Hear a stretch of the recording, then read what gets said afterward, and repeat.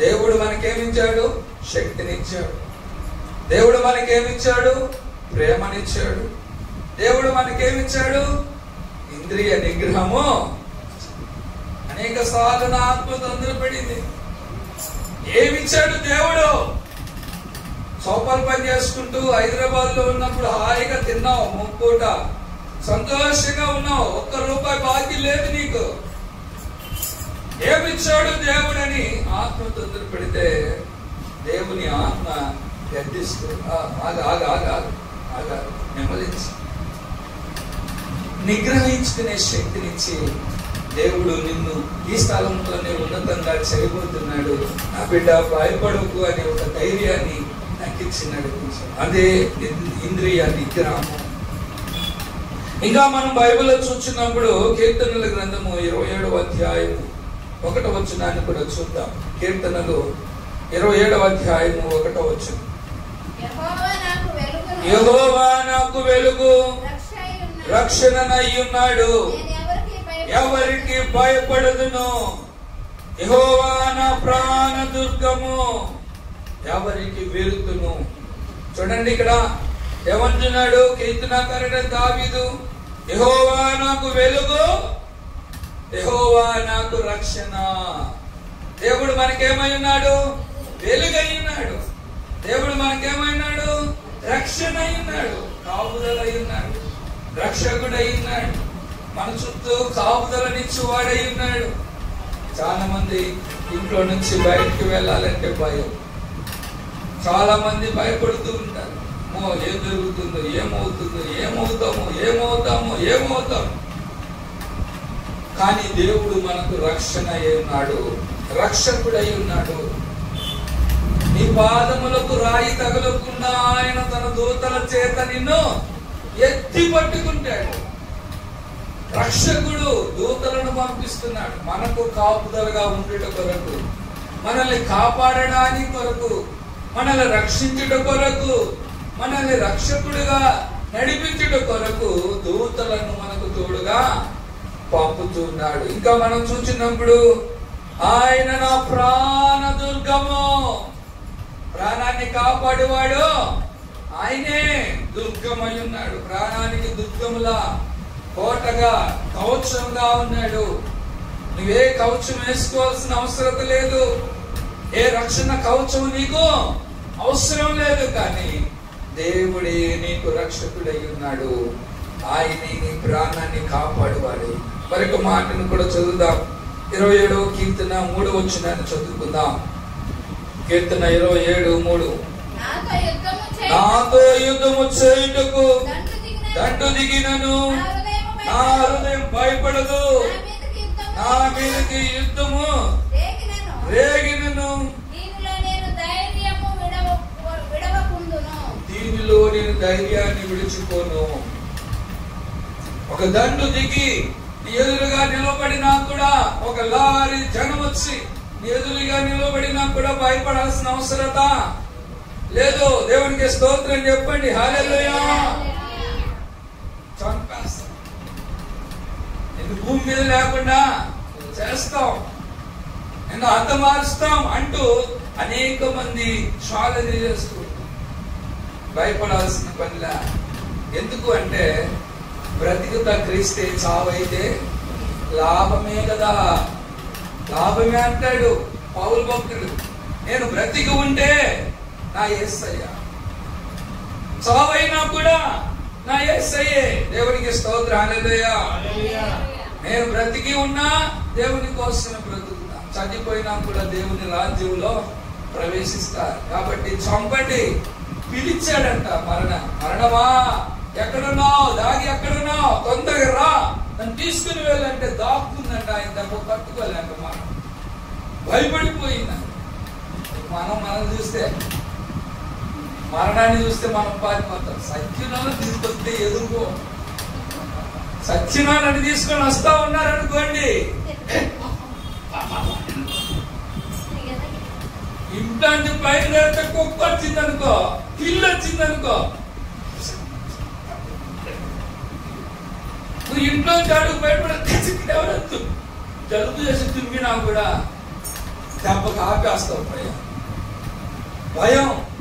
ప్రేమ బిడ్డలారా గమనించండి, భయపడని అవసరం లేదు. దేవునికి స్తోత్రం చెప్పండి. హల్లెలూయా. ఆయన నాకు దుర్గమై ఉన్నాడు, ఆయన నాకు కోట అయి ఉన్నాడు. దండు దిగినా కూడా నేను భయపడవలసిన పని లేదు. ఎందుకంటే నా దేవుడు నాకు తోడుగా ఉన్నాడు. మరొక మాటను కూడా చదువుదాం. యెషయా గ్రంథం 41వ అధ్యాయం 10వ వచనాన్ని చదువుకుందాం. యెషయా గ్రంథము 41వ అధ్యాయం 10వ వచనం. నేను నీతో చెప్పి ఉన్నాను, నీకు తోడై ఉన్నాను, భయపడకుము. నేను నీ దేవుడనై ఉన్నాను, దిగులు పడకుము. నేను నిన్ను బలపరుతును, నీకు సహాయము చేయువాడను నేనే. నీతియను దక్షిణ హస్తము నిన్ను ఆదుకొనును. దేవునికి స్తోత్రం. హల్లెలూయా. చూడండి, ఇక్కడ అంత చక్కగా చెప్తున్నాడు. నేను నీతో చెప్పినున్నాను, నేను నీకు తోడై ఉన్నాను, భయపడద్దు. ఎవరున్నారండి మనకు తోడుగా? మనం పైకి మాత్రమే అంటాం ఆ మాట, దేవుడు ఉన్నాడు అని అంటాం. ఏదైనా సమస్య వచ్చినప్పుడు అటు ఇటు తగ్గితలాడతాం, అటు ఇటు చూస్తాం. ఎవరు వస్తారా నాకు తోడు, ఎవరు వస్తే నాకు సహాయం, ఎవరు వస్తారా అని వాళ్ళకి ఫోన్ చేసి వీళ్ళకి ఫోన్ చేసి, అయ్యో నన్ను కొట్టబోతున్నారు, రండి రండి పిలుస్తాం. అయ్యో ఈ సమస్య నుండి విడిపించండి అని వాళ్ళ దగ్గరికి వీళ్ళ దగ్గరికి పరిగెత్తుతాం. కానీ దేవుడు వాక్యం చెప్తా ఉంది, ఎవరైతే దేవుని మీద ఆధారపడతారో, ఎవరైతే దేవుని నమ్ముకుంటారో, ఎవరైతే నమ్మకం కలిగి ఉంటారో, నమ్ముట నీ వశమైతే నమ్మువానికి సమస్తము సాధ్యము అని. నువ్వు నమ్మితే నీ జీవితంలో ఎట్టి సమస్య అయినా కూడా అది సాధ్యపరచబడుతుంది. భయపడని అవసరం లేదు, దిగులు పడని అవసరం లేదు. ఆయన అరచేతిలో నిన్ను చెప్పుకున్నాడు. ఎక్కడ చెప్పుకున్నాడండి? ఆయన ఎక్కడ చెప్పుకున్నాడండి? అరచేయే ఎందుకు చెప్పాడు ఆయన? చెప్పండి. అరచేతినే ఎందుకు చెప్పాడు? అరచేయి ఎందుకు అంత ప్రత్యేకంగా చెప్పాడు? అరచేయినే ఎందుకు చెప్పాడు? దేవుడు అరచేతినే ఎందుకు ఎన్నుకున్నాడు? ఏమే అవయవాళ్ళ ఎన్ని లేవు, నా గుండెల్లో ఆయన గుండె అని చెప్పలేదే.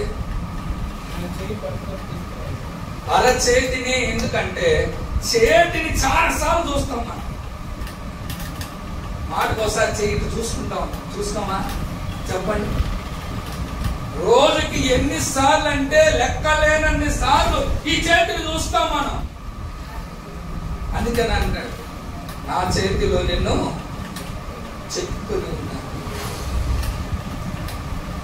ఆయన హస్తములో పట్టుకొని ఉన్నాడు, చెప్పుకొని ఉన్నాడు. అంటే శిల్పముగా. చాలా మంది స్టార్ట్ ఏదో తీసుకుంటే పచ్చకుంటే ఏదో ఎందుకు చెరిగిపోకుండా గుర్తుండాలి కాబట్టి మరి కొంతమంది గోరింటాలు పెట్టుకుంటారు, నీ చెయ్యి అందంగా కనపడాలి. మరి కొంతమంది గోర్లకు రంగులు వేసుకుంటారు, చెయ్యి గోరు బాగా కనబడాలని. మరి కొంతమంది ఇంతకు బాగుల్లాగా పెంచుతారు. ఏమండి? కానీ ప్రియమైన బిడ్డలారా గమనించండి, ఎందుకు? అందం కోసమే. ఇవన్నీ ఎందుకు అంటే అందం కోసం. గోర్లు పెంచుకున్నా అందం కోసం, గోర్లకు రంగులు వేసినా అందం కోసమే. నీ చేయి అందంగా కనపడాలని. గోరింటాకు పెట్టుకున్నా అందం కోసమే, పచ్చబొట్టు పొడిపించుకున్నా అందం కోసమే. కానీ యేసయ్య ఏం చేయలా, నిన్నే ఏకంగా నిన్నే పెట్టుకున్నాడు. దేవునికి స్తోత్రం చెప్పండి. ఏమండి?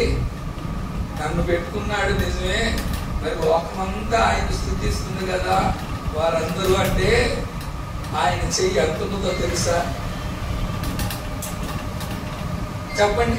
ఆయన చెయ్యి ఎంత ఉంటుందో చెప్పండి. మన చెయ్యి అంత ఉంటుందా? ఏమండి? మన చేతులు అంటే ఒకరిద్దరు పడతారు. ఆయన చెయ్యి ఎంత ఉందో. ఆకాశము నా సింహాసనము, భూమి నా పాదపీఠం అంటున్నాడు. పాదాలు పెట్టుకునే స్థలం అంట భూమి. ఇక మధ్యలో ఆయన ఎంత ఉన్నాడో తెలియదు, ఆయన చేతులు ఎంత ఉన్నాయో తెలియదు. ఈ భూ ప్రపంచాలు ఎన్ని ఉన్నాయో, గ్రహాలు అన్ని కూడా ఆయన చేతులు పడతాయి. దేవునికి స్తోత్రం చెప్పండి. నీ చేతితోనే నన్ను లేపినావు, నీ చేతిలోనే నన్ను చెక్కుకుంటివి, నీ చేతి నీడలో నన్ను దాచినట్టే, నీ చేతి నీడలో నన్ను దాచినట్టే, నా ప్రియుడా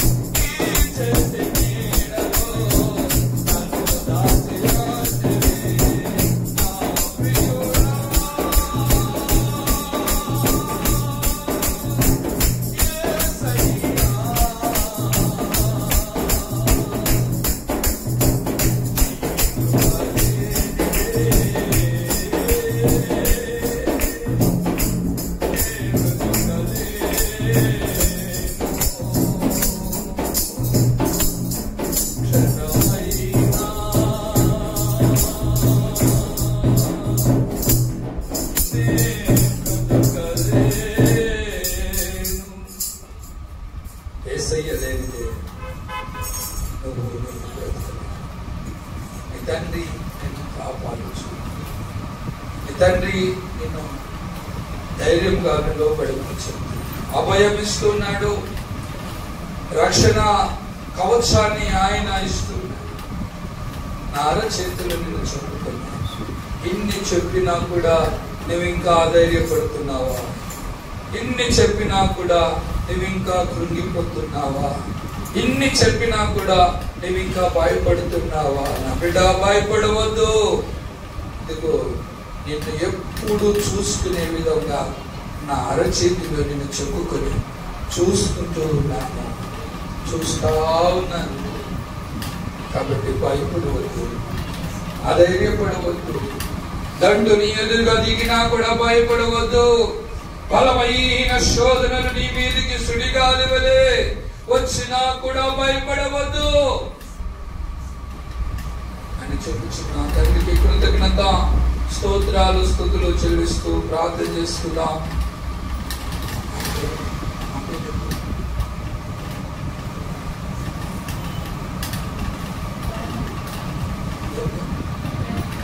రవిలమ్మ గారి సమయంలో ప్రార్థన చేస్తాం. చెప్పబడిన వాక్యం నిమిత్తమై శిశువు రవిలమ్మ గారి ప్రార్థన చేస్తాం.